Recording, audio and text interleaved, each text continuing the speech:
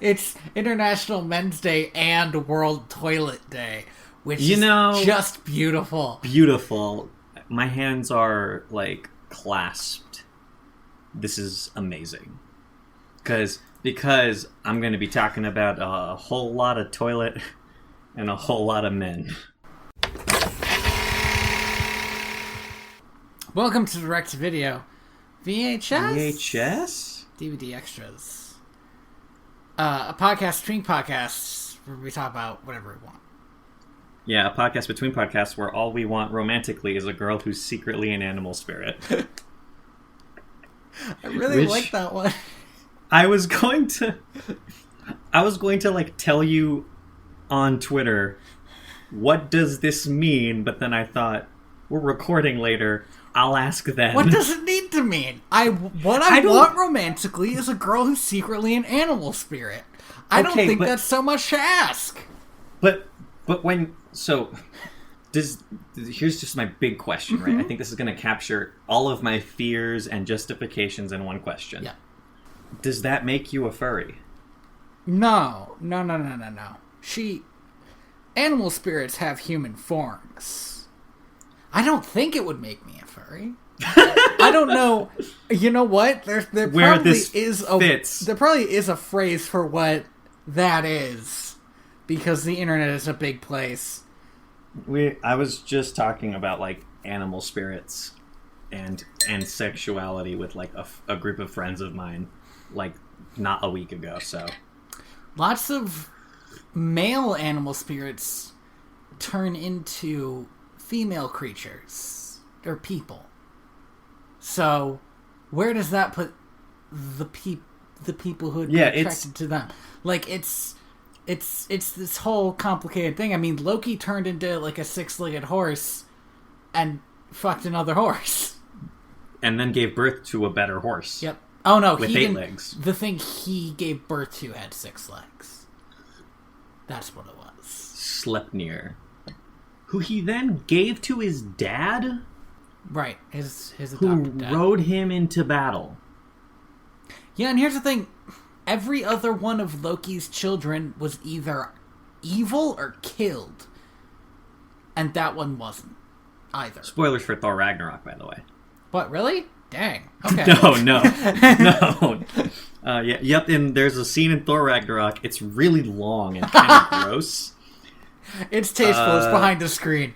It's kind of beautiful, though. Yeah, it's very Brokeback Mountain-esque in how it's filmed. I hate this. I thought his 6-legged son might show up at some point. I don't know. I hate this. Okay. So, what? How long ago was this now? It wasn't too long ago. Like 3 hours ago. No, 5 hours ago. I walked into a theater and just watched Justice League. Paid for a ticket to watch this movie. I paid nearly under $6 to watch a movie that came out. This movie came out Thursday at midnight, maybe for like Friday, and this theater was not even half full. That makes sense. It wasn't empty enough that I felt comfortable, like taking notes on my phone or like laughing out loud at the screen. But it was definitely empty enough that I was like pleasantly comfortable chuckling throughout this movie. Okay. So right off the bat, I want to say I kind of liked it. Oh, no. Now let me follow that up with, this is the worst movie I've seen all year. Wait, stop. This is the worst movie you've seen all year that was released this year? Or this is the worst movie you've seen all year, we have a bad movie podcast? This is the worst movie I've seen all year, we have a bad movie podcast. Yikes! Okay. This movie hits Wolf Quest levels of incomprehensibility. like, this movie is a goddamn mess. Okay, and that's about what I expected. And I liked it because I could see in this, like, maybe 2-hour film men in business suits throwing money to make it go away. Like, I could see the culmination of 5 years of problems. It is amazing. Just, all right, so... I want to, before you get into this, yeah. it just, something popped into my head. Imagine if Avengers had never been made, but the Justice League movie had. They would think the superhero team movies don't work. This... Okay. If this movie had come out in the era of Spider-Man 3 and X3, it would have been the death of superhero movies for a good long time. For like a decade? Like the opposite of what Iron Man did to superhero movies? Yeah, like this movie is a oh man, I cannot even. Okay, I need a time frame for this. Okay, so in 2011, Zack Snyder directed and released and co-wrote Man of Steel, which this all starts with Man of Steel. Now, there's your first problem. So the central conceit of Man of Steel is, let's imagine that Superman is struggling to find his place in the world. Like, he doesn't quite know what his origins are. He doesn't know what to do with his power. He's this person who understands that he is in a position of leadership, but doesn't know how to assume that role in a way that is productive mostly because of his upbringing and how he views the rest of humanity and society. So, the movie did reasonably well. It was kind of a clusterfuck in terms of like pacing and character development. It ends where it begins, with Superman not knowing, like, there's no resolution to this conflict. Right. I've never seen this movie. I know a few of the problems are like, one, Superman is emo as fucking, it jarred people. Two, there's like a 9/11 scale disaster, or bigger than 9/11 scale disaster, that was basically caused by Superman. And essentially. Then three, like, I've heard this, there's such like a blindness in how they went at this movie that, like, apparently Zack Snyder talked about how who's Superman's friend? No, this is later. What you want to talk about is later. Is that in the other movie? Yeah, this is the next movie. Okay. But that kind of thing was like, I think still true in this movie. There's sort of like weird character blindness when you went in, where he thought that audiences would like that he secretly killed a big Superman character and didn't tell anyone about it. The biggest problem, I think, with this first Man of Steel movie is just Zack Snyder. It really seems to hate the idea of what a superhero does. And that's fine, but if you want to tell a story about how pointless or useless a superhero can become if they're trapped within their own personal struggles, you really have to sell that well and confidently. And Man of Steel, or like Superman, is not the character you want to do that with, because everybody knows who Superman is. That's the thing, that's not a Superman movie. That's like a Watchmen movie. Which he made. Oh, did he? Okay. That makes sense. Like, that was him. Right, so... But even then, like, Watchmen as a comic... People didn't like the Watchmen movie, but... No, yeah. But the thing is like, Watchmen as a comic wasn't a pushback against the idea of a superhero. It was the pushback against what superhero comics were becoming. And, like, a bunch of other stuff. Man of Steel, honestly, fails underneath the weight of what Superman is, which is ironic, and you'll understand why later. Okay. So then we move on to Batman v Superman, Dawn of Justice. Batman, lowercase v, Superman, Dawn of Justice. Right, where Batman takes Superman to court. God. So, I've talked about this movie, I think, on this podcast. Do you think that? Did we? Did I? Multiple I times. don't know. Like, there was once where we went over the whole thing, and we have revisited it, like, at least 2 other times, as mentioned. So, So I will say this about Batman v Superman: Dawn of Justice is it continues the ethos of Man of Steel. Mm-hmm. It is a direct sequel to Man of Steel in every way. It sets itself up as like an origin story for Batman, as well as being not only the death of Superman, but the death of what a superhero is. Like, the movie is a thematic clusterfuck, but at the end of the day, it wants to be about why superheroes don't work. Mm-hmm. And why the world doesn't need Superman. I'm guessing that means that there's a thematic problem in Justice League when you toss Wonder Woman in then, right? Because that's not what Wonder Woman was about. Another movie I still haven't seen. My cousin went out and bought a DVD of it. It's in the house and I just haven't watched it yet. I recommend it. It's very chipper. That's what I've heard. I've heard it's very good and everybody should watch it. And I am one of those everybody. So I don't want to talk about Wonder Woman because it's frustrating how little her character features in either Batman v Superman: Dawn of Justice or Justice League. It's a pity.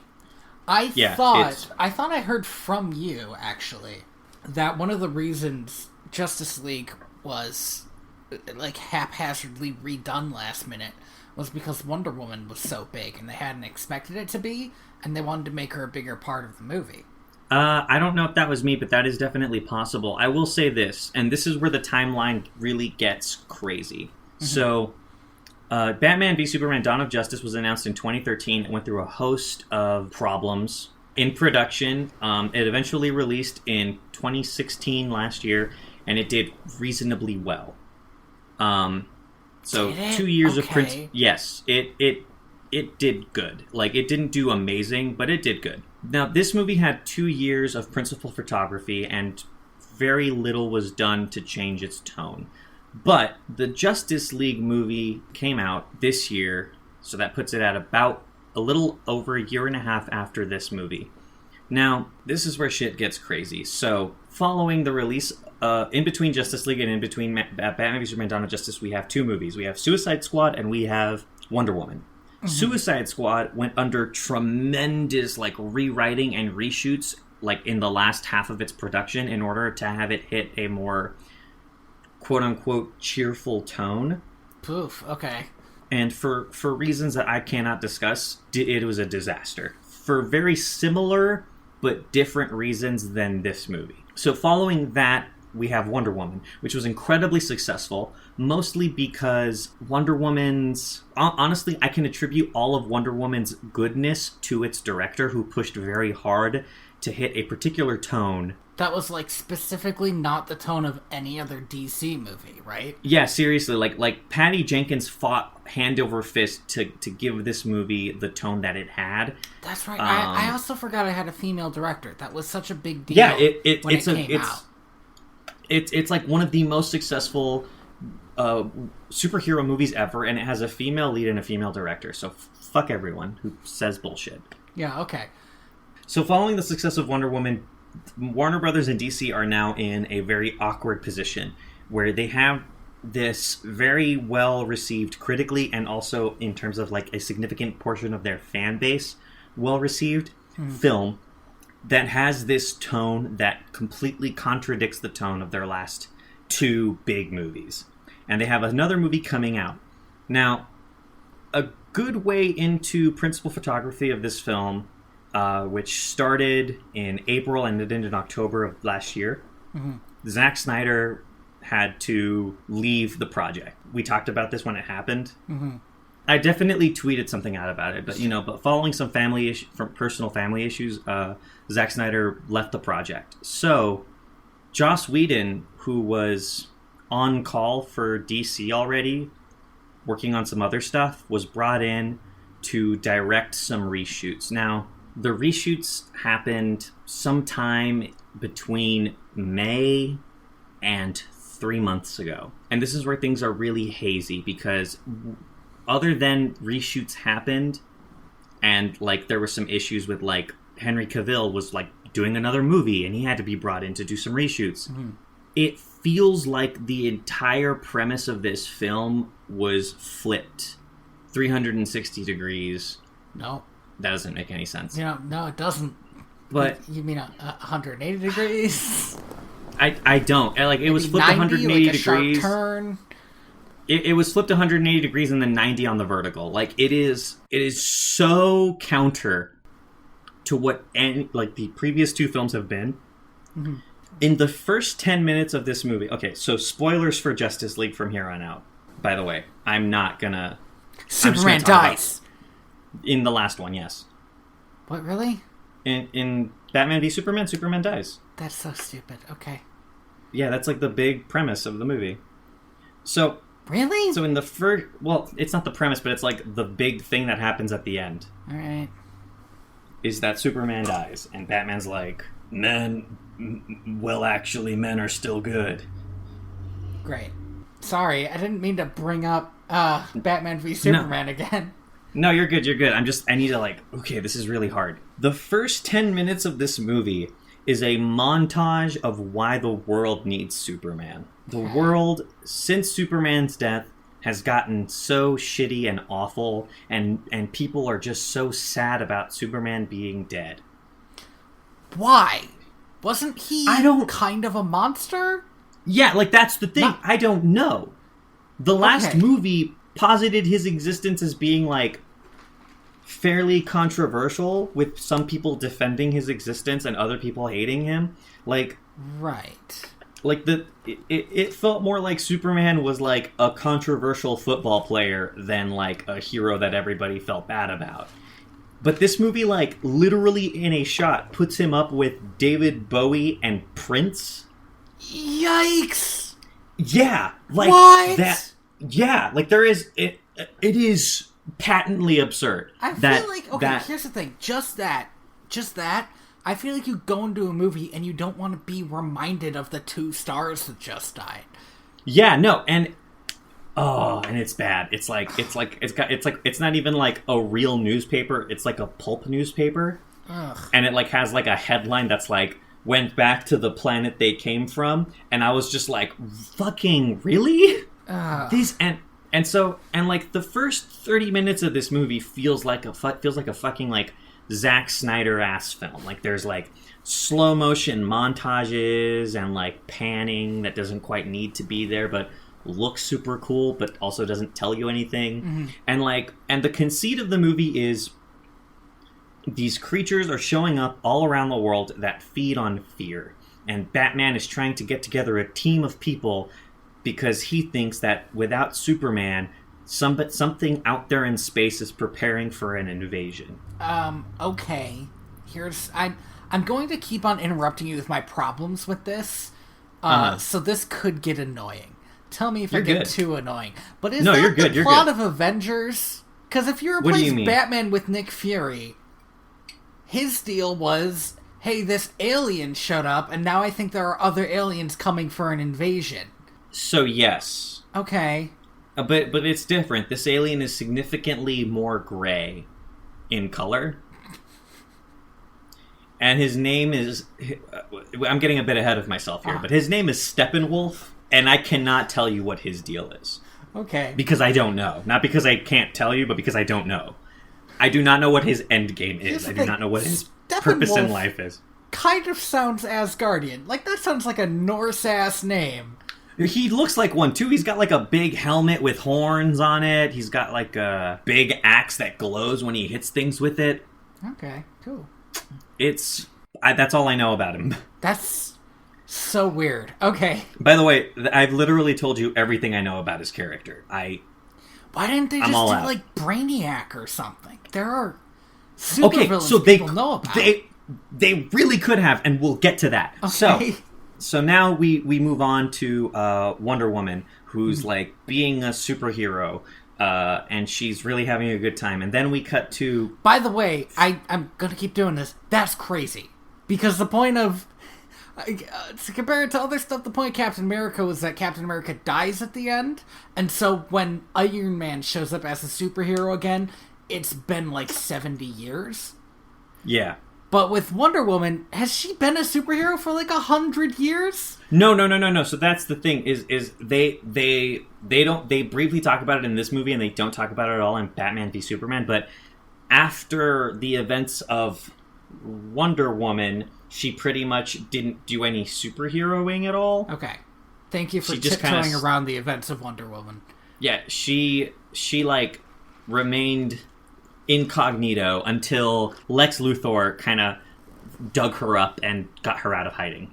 Okay. So using the contents of Lex Luthor's flash drive, Batman knows that there's this alien invasion coming and that they're looking for 3 symbols. So he's trying to get together Cyborg, the Flash, Barry Allen, and Aquaman.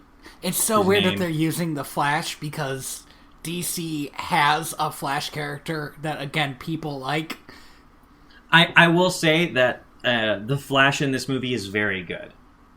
But that's my problem isn't that the Flash isn't very good. It's that they have another Flash character, and I know that they're not in the same like continuity. Yeah. But it seemed weird when they announced, also we're going to have the Flash. Oh, okay. This is I'm so excited. Okay. So this movie's such a clusterfuck. So we see Wonder Woman be a superhero for no reason. She saves people from a bomb, and it's super cool, but other than that, it serves no purpose to the story. We then cut to Themyscira, which is Wonder Woman's magical island, where Steppenwolf shows up and steals a box from the Amazons. And the Amazons are like, no, not the box. The mother box hasn't done anything in so long. Why would it do anything now? We're gonna fire off a magical flaming arrow to let Wonder Woman know that this bad thing happened. Okay, but is Wonder Woman stronger than all of the women on her island? I kind of thought they were all par with each other. All right. No, she is stronger. Okay. But she's also not allowed to come back. Right. Okay. It's a whole thing. I don't know enough about Wonder Woman's lore. Like, I don't... So, I get you. I understand completely. Okay. I'm trying not to, go through this movie beat for beat, but it's very hard because I don't remember what happened in it really clearly. Okay, sign of a good movie. What happened next? So then we cut to Batman being a bully to Aquaman. And he has a beard now. Batman has a beard now? Yeah, Batman has a beard now. That seems like it'd be pretty identifiable when you're fighting gangsters. No, he didn't have the beard when he was Batman, but he grew a beard and then rode a horse to somewhere to meet up with Aquaman. Okay, I had assumed he was going to be in a submarine. This is fine, I guess. No, he goes to this island and he's like, I know Aquaman's here. Hey, it's you. One hot guy in a village of not hot people. And Batman's like, there's a big bad thing coming and I need your help. And Aquaman's like, I've given up on humans and on Atlantis. Fucking bye. And then he leaves. Yeah, okay, that's a weird way to introduce Aquaman. Yeah, it gets weirder. So then we cut to Batman and Wonder Woman meeting up, and Batman's like, this big bad thing is happening, and Wonder Woman's like, it's already happened. The Steppenwolf is this big bad dude, and then she tells him the story of Steppenwolf, and apparently Steppenwolf is like a conqueror of intergalactic worlds, but when he showed up to Earth, the Amazons, the Atlanteans, and all of the tribes of man, and that is a quote from the movie, teamed up to defeat him, including, and this is insane, this was crazy to me, but she even mentioned that beings from other worlds showed up to help, and I watched a Green Lantern die in this movie. I watched a Green Lantern die in this movie. But Green Lantern's not in this movie. But I watched one die in this movie, and I got really excited for half a second. Huh. Fuck. So apparently, after they defeated Steppenwolf, he kind of went crazy and went into exile. Can I mention something? I mean, I don't need to be poking holes in this movie, but there are a lot more people in the world than there were a few thousand years ago. Yeah. You wouldn't even need everybody to rise up for this guy to just be beat. But he's super scary, though. Oh. Okay. And here's the other thing. The reason he came back is because when Superman died, the world became so afraid that the mother boxes called him to Earth because him and his beings feed off of fear. What? So Earth was now ripe to be reborn. This is not explained any further. I have explained it more than the movie ever explained it. That's... Okay, I'm still caught up on Superman made people feel safe. He destroyed like half a city. And like I know. Were they not afraid when the other Kryptonians showed up? Because it seems like that would be the time. Well, apparently Superman dying made them even more scared. Like, holy shit, okay. We're so scared now. So Wonder Woman goes off to meet Cyborg, and Batman goes off to meet the Flash. Oh, and I forgot Cyborg was in this movie too. Yeah, a lot of people did. So Cyborg is pretty much a non-character in this movie. He has like one really good scene where they let him act, and that was enough for me to just be like, man, I would love to see a Cyborg movie. Okay. The problem is that in this, so for like the first half of this movie, he's wearing like a hoodie and is like covered up, so all you can really see is his like glowing eye and his chin. And occasionally you see his hands and feet and how they're all robot now. Mm-hmm. But then when he like loses, when it just goes like full birthday suit and it's just me and my robot bod, he looks gross. He looks like a transformer mid-transformation, but like in the shape of a human body. Well, that's too bad. Yeah, and it really is a shame because this actor looks like, or feels like he could do more. They just didn't give him anything to work with. The Flash, on the other hand, super entertaining from the word go. This guy... I feel like that's supposed to be Flash's role in Justice League. Like, he's the light guy. Yeah. He's the guy who's supposed to cool everybody off and be the funny guy. Yeah, no, he's the... Comic relief? Yeah, that's it, thank you. And this kid definitely, like... is that good. Like, he steals the spotlight every time he's on screen. He's the most entertaining actor in this film. And his character's the only character that actually gets a modicum of an arc. When we meet these characters, they're all, with the exception of Aquaman, they're all already superheroes in some capacity. Like, okay. The Flash has his suit, but we don't know how he got his powers. Cyborg is a cyborg, but we don't really understand the circumstances that made him cyborg, just that he doesn't like his dad about it. Hard water. It was hard water all the way down. Wonder Woman has been Wonder Womaning in her own movie, so the movie doesn't even bother to give her anything. Rough, okay. And yeah, and Batman's Batman, so Batman managed to have less character in this movie than the last one, which is astounding. Like, in the last movie, he was just an angry fascist, but in this movie, he's just detached and sad. You know, that guy needs some sort of child sidekick. Well, the Flash was there, and that didn't really help. Maybe he needs somebody younger. Somebody in their teens. Yeah. Don't know how you do that. Anyway. So we meet the Flash, and the Flash's whole deal is that, like, his dad is in prison. He's trying to get a law degree. He wants to prove his dad's innocence. Okay. And so this entire movie, he has this... It's not really an arc so much as it is I'm kind of unsure of myself as a superhero. Mm-hmm. All right, I'm kind of sure of myself as a superhero. So it's not really an arc so much as it is like a slight shift. Right. It's like what Spider-Man goes through every time they reboot him. You know, it doesn't matter what movie it is. No, it's definitely less character. I mean, that's not surprising. Spider-Man gets his own movie each time. Yeah, yeah.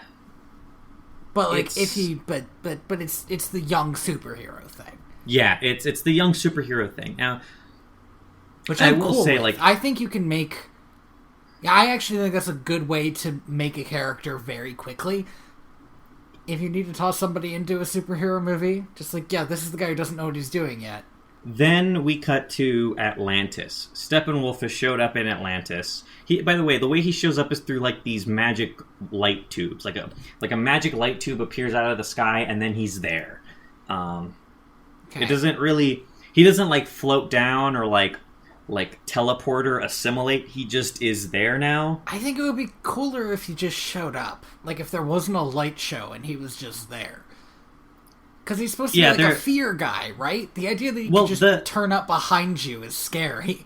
It really feels like this is supposed to be very similar to the Bridge of Light in Thor. The Bifrost? Yeah, the Bifrost, but shittier.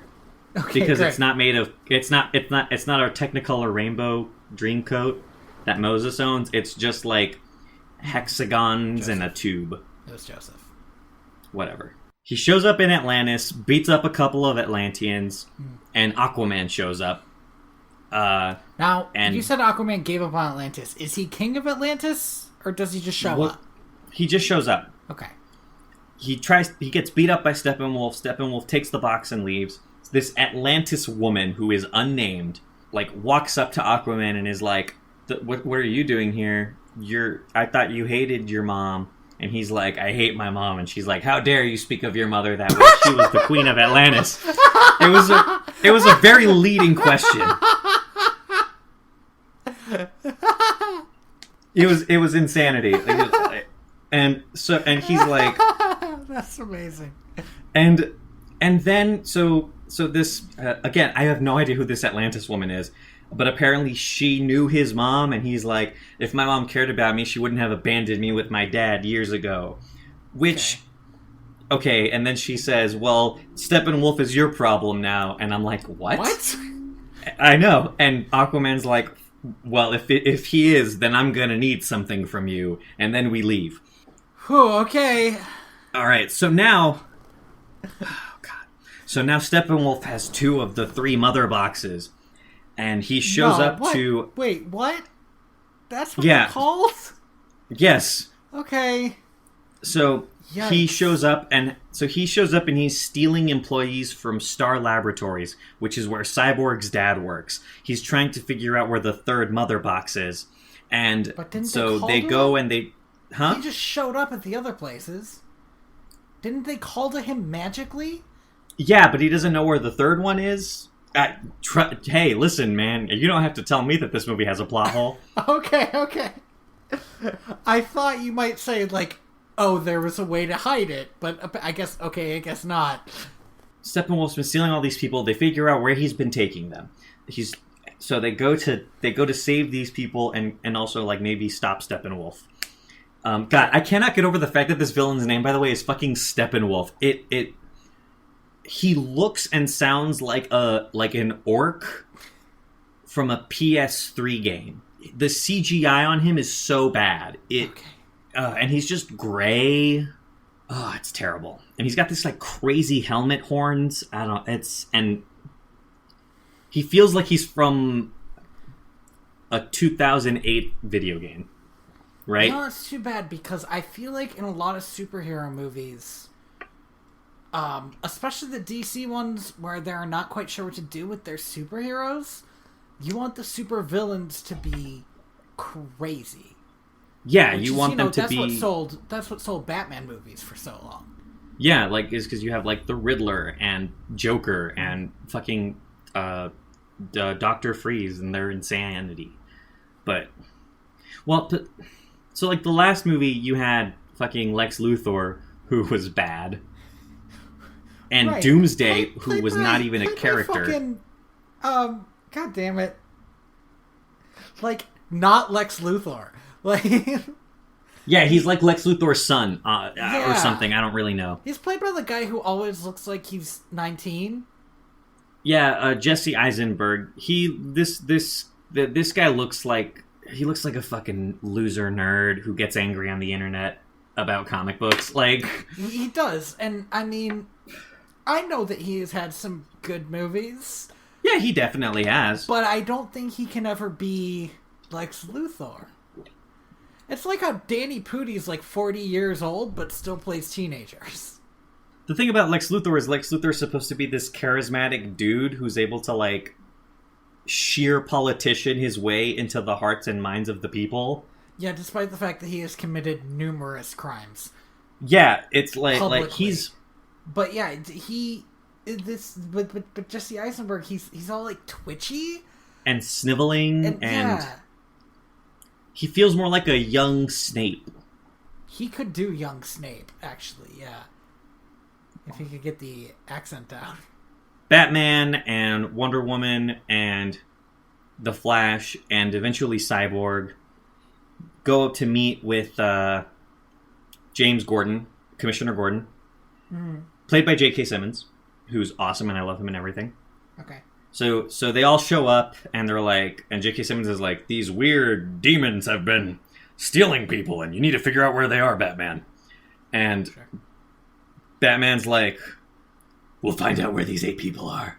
And then Cyborg shows up and he's like, 9, they stole my dad. Let's go. So they go to save these people. And so this scene is the epitome of the tone deafness that this movie has. There is a scene in which Steppenwolf is interrogating a woman and then he like snaps her neck. Okay. And it's really gross and like fleshy and like wet. That the sound effect, you don't see anything really, but it's a very visceral scene. And then we cut to the Flash, who's like, yo, listen, I'm like super not ready to be a hero. Like, I've never really been a hero before.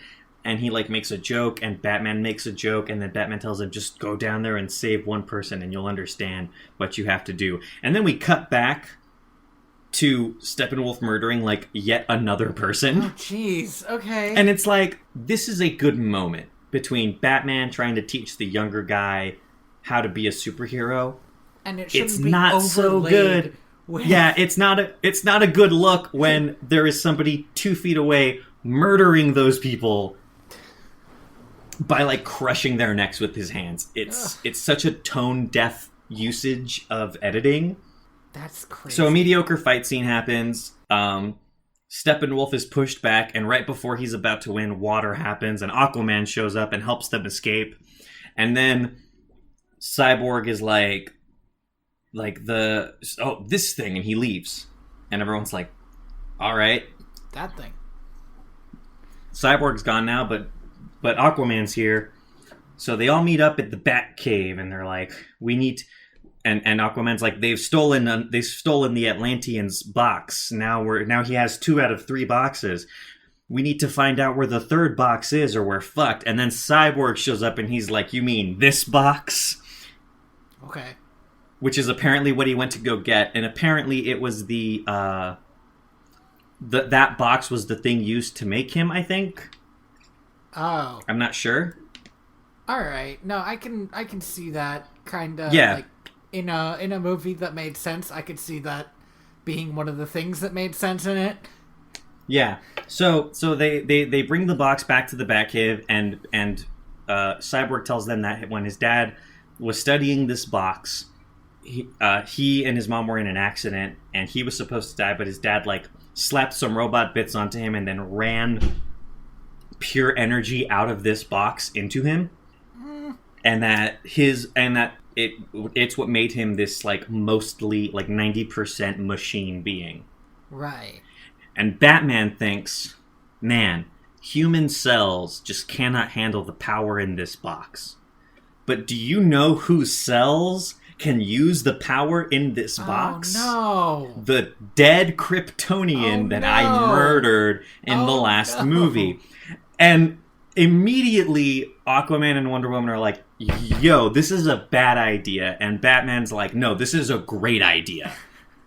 But you were right. It's possible that if we bring Superman back to life, he's going to be evil as fuck. So I need a contingency plan.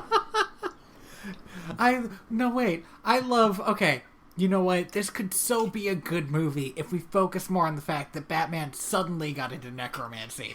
Right? He was just like, And it is a very Batman, as a character, any version of Batman. It is a very Batman thing to do, to say, I need to bring Superman back to life. But what if he's evil? Yeah. Well, but the crazy thing is he kill like okay. So I'm not normally one to point fingers, but if I was to blame Superman's death in the last movie on any singular person, it would be Batman.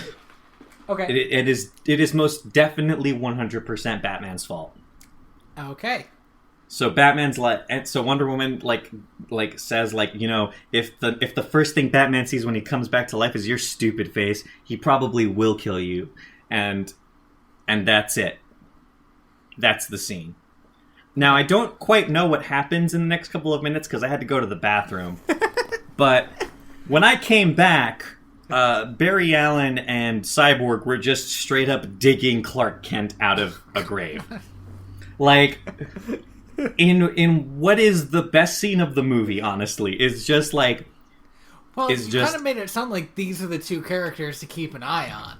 They really are, and they have this scene together where, like, they're just, like, digging... In the most awkward situation in the world, they are digging up Superman's body and talking about... And, like in snippets, kind of, sort of like, we don't really know each other, but, like, we're both these super beings, and... I was struck by lightning, sort of, and you were struck by an energy cube, sort of. So we both have this thing in common. We're both weirdos. And they bond a little bit, and it's super cute and nice. And then they bring Superman's corpse to Batman, and they take it to the crashed Kryptonian ship from the last two movies.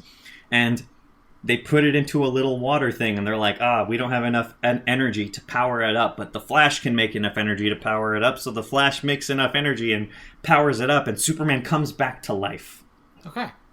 Okay. And he's been dead for like a year. Yeah. Does he have any brain damage? So there is a scene where Batman says that Kryptonian cells do not decay, which I feel he just pulled out of his ass. It sounds like he made that up. However, I could think that maybe the little creatures that are supposed to eat his cells can't. That might be something, right? Well, the idea is that the reason that like human bodies decay is because we are eaten away by bacteria and stuff, and that Kryptonian cells are too strong. But the only way he would really know that is if he like periodically dug up Clark Kent's body and checked on it. Like, amazing, Alfred, look. His cells aren't decaying. Yes, Master Wayne, please put him back. Like, so he just says that, and Aquaman says like Batman using like Superman cells to develop like ho-hos that'll last forever or something. Alfred, if we just inject brief traces of Kryptonian cells, we'll have Twinkies that will actually last forever. So this is no. So I'm using my one veto. Yeah, remember you said I had the one. This is where I'll use it. No, I forgot that Alfred is played by Jeremy Irons in these movies. By the way, which is cool. So hearing him talk is just a joy. Yes, I do like Jeremy Irons. He's been in a lot of shit. Yeah, Jeremy Irons has been in a lot of bad movies, like Aragon. Yeah, but he was also in the Assassin's Creed movie, so... Oh, shit, he was! Yeah. Oh, damn. Dude's been in a lot of bad movies. Yeah, I forgot about that. The only good thing about Aragon was the dragon. No, that's not true. Jeremy Irons was good, too. He had, like, an Obi-Wan Kenobi role. Yeah. So whatever he was doing, he was just Obi-Wan Kenobi. Yeah. Which is fine, but I can watch Star Wars, and it's a better movie. I mean, yeah, right, but, like, in a better world, it wouldn't have been so terrible. Let's get back to this. So Superman... So Aquaman mentions that, like, that when people die, they lose something. And maybe Superman's mind wouldn't be crazy, but what if he lost something more important, like his soul? And everyone's like, oh, what if that did happen? Like, that's a thing that could happen. The rules of this universe make no sense. Because, oh my god, and then later... Okay, so... No. Sorry, no, let me stop you there. Okay. So as they're arguing about this, there's a point where Batman literally says the words, "Do you think Steppenwolf's out there talking about ethics?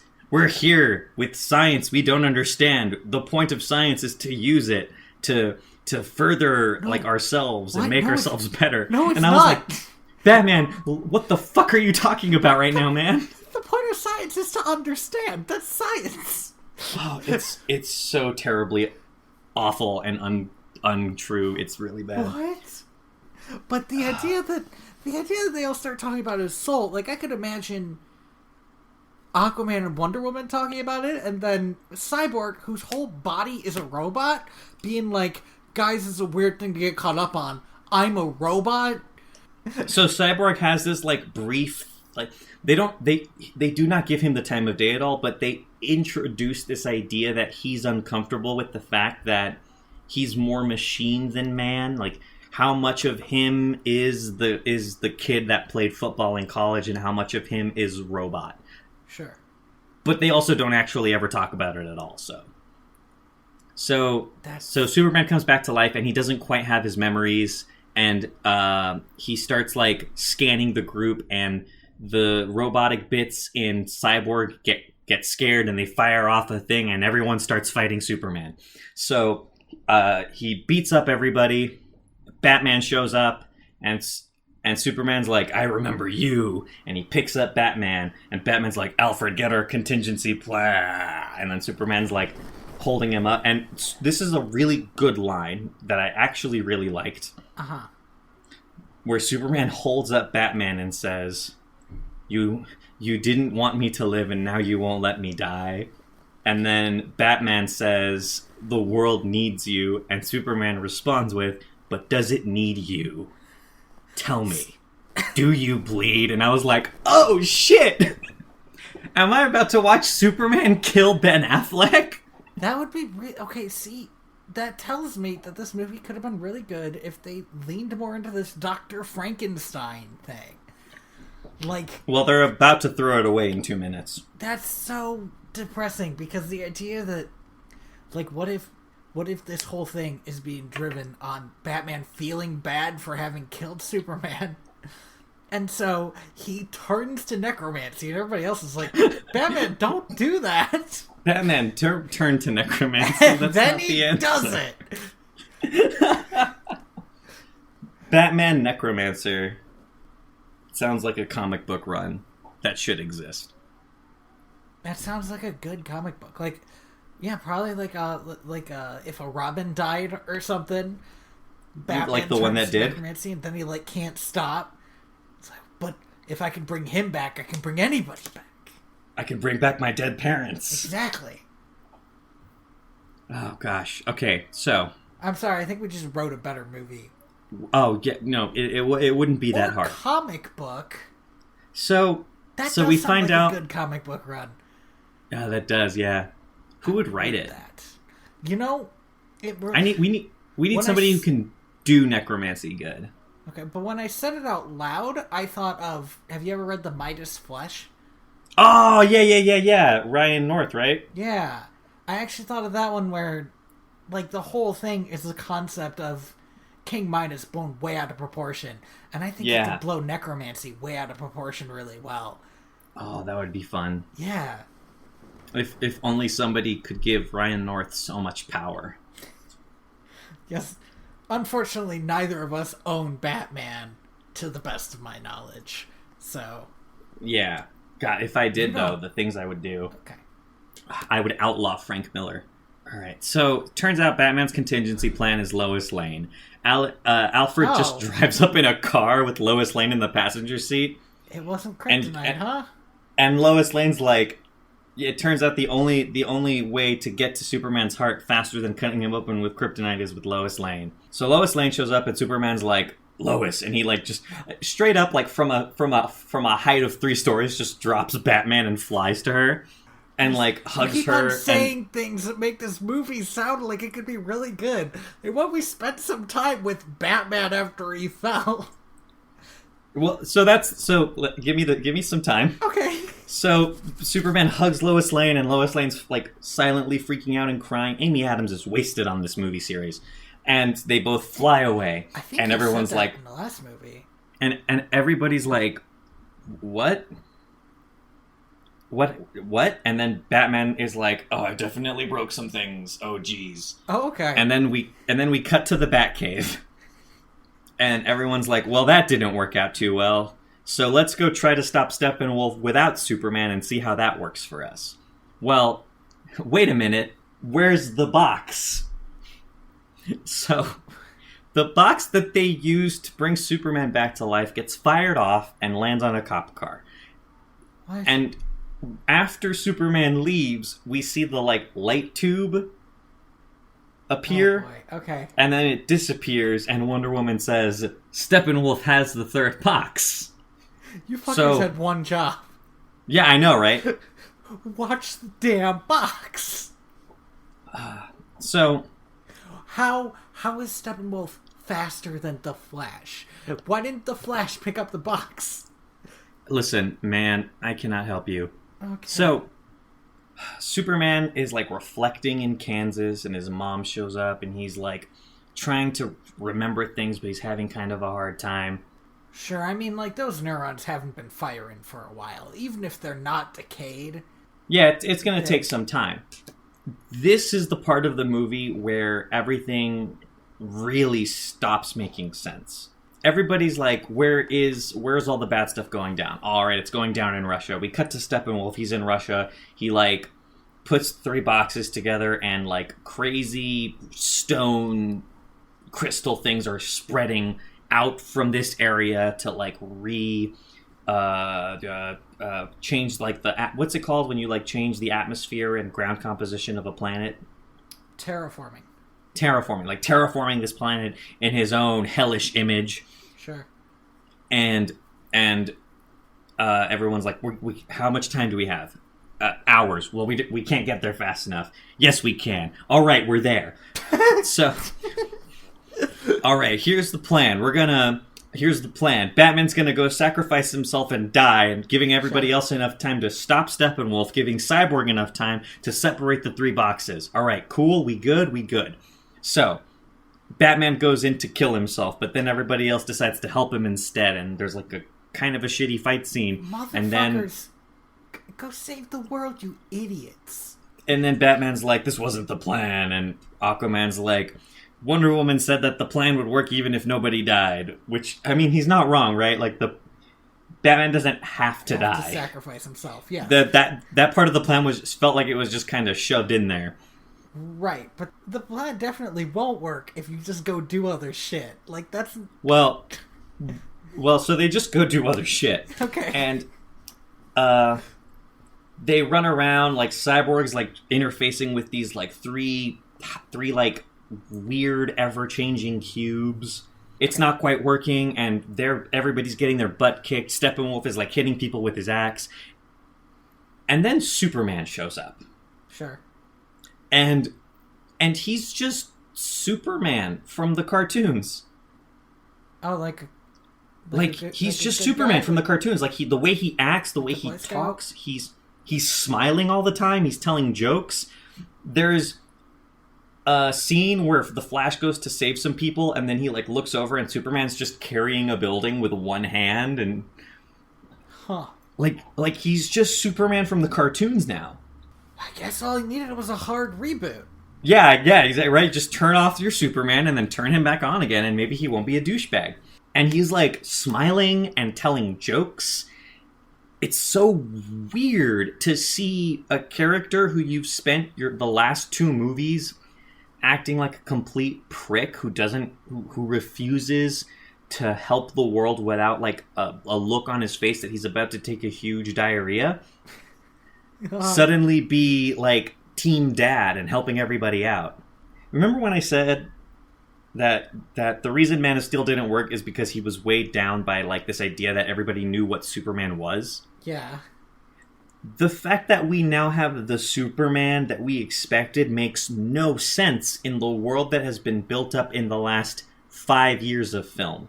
Yeah, that these movies have given us. I wonder if this moment was a Joss Whedon thing, because that definitely feels like a new director thing. So that's the thing, is that this last 20-minute sequence where they're suddenly just in Russia feels like a Joss Whedon movie. It doesn't have It doesn't have everything you would want from a Joss Whedon movie, like good dialogue or a good action sequence. Okay, well, or anything, but it's like the way he did come in last minute.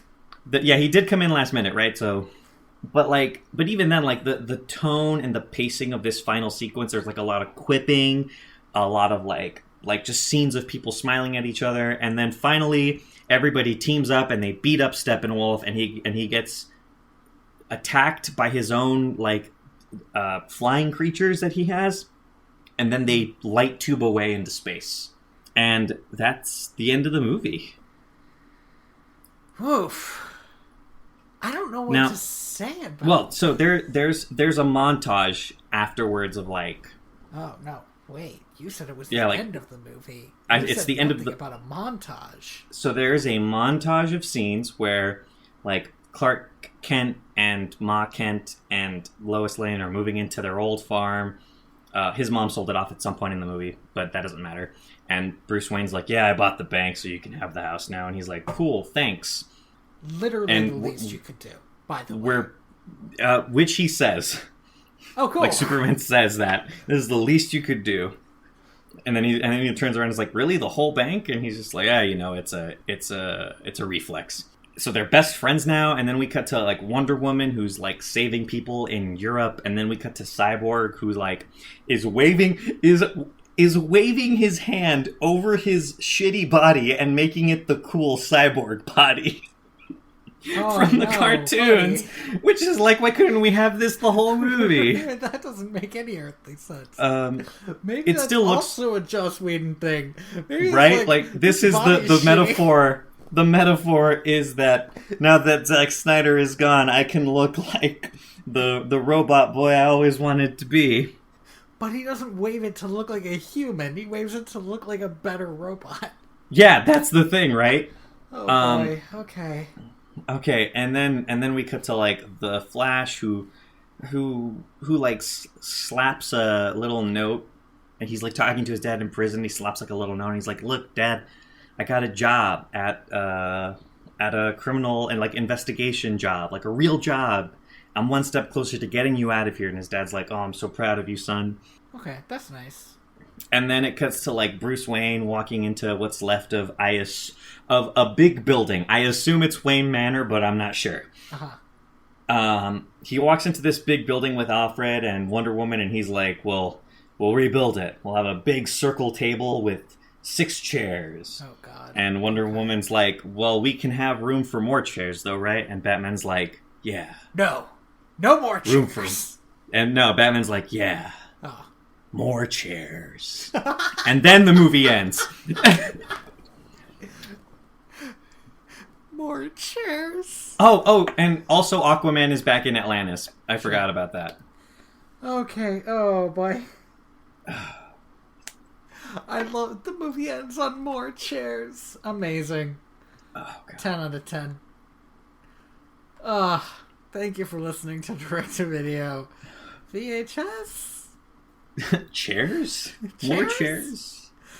DVD extras. So, I am going to want to talk about this movie more, maybe on our next DVD extras. Like, just the rundown of what happened in this movie. I still haven't even talked about my thoughts on it. No, yeah, because we spent this whole time going through the entire movie.